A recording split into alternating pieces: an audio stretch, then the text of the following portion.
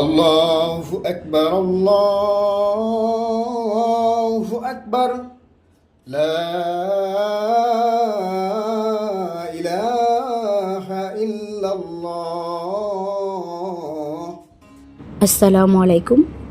এইমাত্র শেষ হলো জোহরের আজান।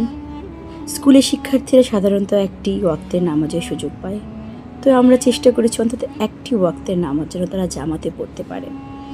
সেই প্রেক্ষিতেই আমরা তাদের মধ্যে অভ্যস্ততার জন্য শিক্ষক শিক্ষার্থী একসাথে সালাত আদায় করার সুব্যবস্থা করেছি। এই আমাদের স্কুল, যেখানে শিক্ষার্থীরা প্রতিদিন আসে জ্ঞান অর্জনের জন্য। এখানে তারা শিখে দুনিয়ার কল্যাণকর শিক্ষা, যা তাদেরকে সফলতার পথে এগিয়ে দেয়।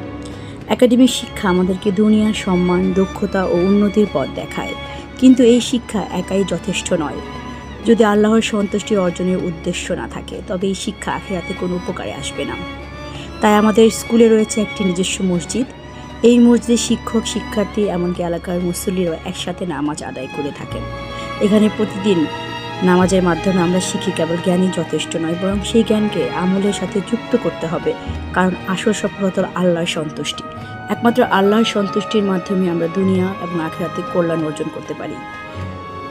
সকল শিক্ষার্থী, শিক্ষক, সাধারণ মুসল্লিরা এক কাতারে দাঁড়িয়ে আল্লাহর সন্তুষ্টি কামনা করে। আল্লাহ তাদের প্রতিটি সিজদা, প্রতিটি দোয়া কবুল করেন এবং সেই সিজদার উসিলায় যেন আমাদের দুনিয়া ও আখিরাত কল্যাণকর করেন। পড়াশোনা করব দুনিয়ার জন্য আর আমল করব আখিরাতের জন্য। আল্লাহ আমাদের সবাইকে দিন ও দুনিয়ার উভয় ক্ষেত্রে সফলতা দান করুন। আমিন।